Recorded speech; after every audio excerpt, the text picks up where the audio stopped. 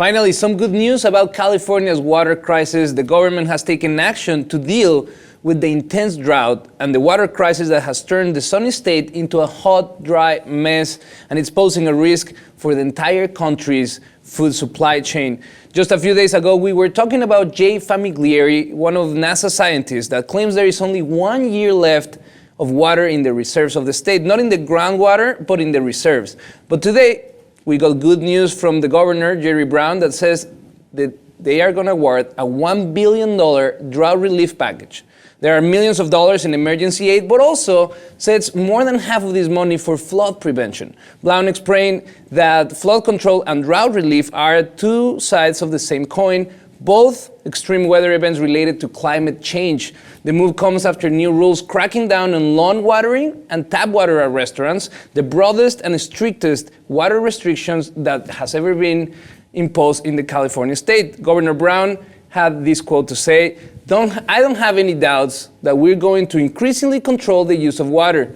Everyone in the state has to ask the question, how can I conserve more water?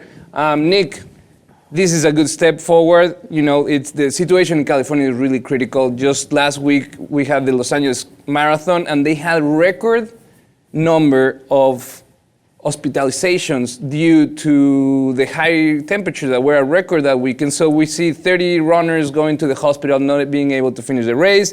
The lowest snowpack levels since we have recordings. The water reserves almost depleted. Is this enough for the crisis that we're facing? Is this enough? Is this going to save us? No. No. Is it a good step forward? Yes. When we're talking about don't water your lawns as much, what they cut back on giving tap water at restaurants, right? Yeah, it's a good start, but I think there's still a lot more that we need to do. And it's interesting when you see that we're trying to fight floods at the same time as trying to fight a drought, and they go hand in hand. You wouldn't think that they do, but it's important to a drought makes you susceptible to floods, right? Exactly. Here's the thing. What happens is after these long periods of drought, we find that the soil lacks the ability to reabsorb water. So when the rain comes, the water just flushes everything because it's not being able to go down into the underground. It is like literally a non-porous surface. So they're looking into the future. They're saying, well, the reality is that it's very harsh and there's nothing that we can do to solve the drought because it's because of global warming.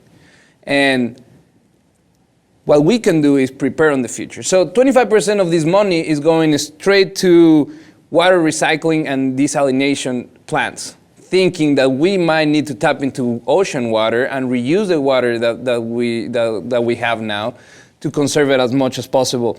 There are some good signs. You know, we have that the levels in certain areas of the state, they're almost to normal levels. We have precipitation in Northern California, 81% of the normal rate. We have Shasta Lake, 58% full compared to 45% a year ago at this time. So we're seeing that slowly we have better signs, but at the same time, research shows that in the next 10, 20 years, we're going to see even longer and more intense droughts, which scares me. Yeah, the numbers might be going up a little bit, but the way that we're using the water and the way that we're wasting the water, it's way out of control. I cannot explain to you how many times I'll be walking down the street, and you see somebody's sprinklers going off and they're in all directions just shooting into the street or on the sidewalk. Okay, that's one little thing, but that's just like one out of a million ways that we just waste water on the regular. The fact that our toilet bowls flush like 20-something gallons every time we do it, is like, I don't know, it's hard, but, we have to wait till California starts to look more like a moonscape than an actual, And I think that's another thing that the specialists and researchers and even the government is trying to convince the citizens of the state that we have to switch our mindset and we need to, they are saying that brown is the new green, saying that having a brown lawn is the new green thing to do. If you water your lawn every day to have it green, you're actually hurting the state more than anything else. But if you have a dry, brown lawn, that means that you're conserving water. So they're trying to re-educate the citizens to live differently and to challenge the way they use water, And because otherwise we're running out of it. There are alternatives to having a plain, beautiful, Yes. green, lush lawn, that like succulents and other types of plants. So again, Exactly. switching that mindset. So we want to know what you think. What do you do to conserve water? Let us know in the comments. And if you haven't, subscribe to the Lib TV.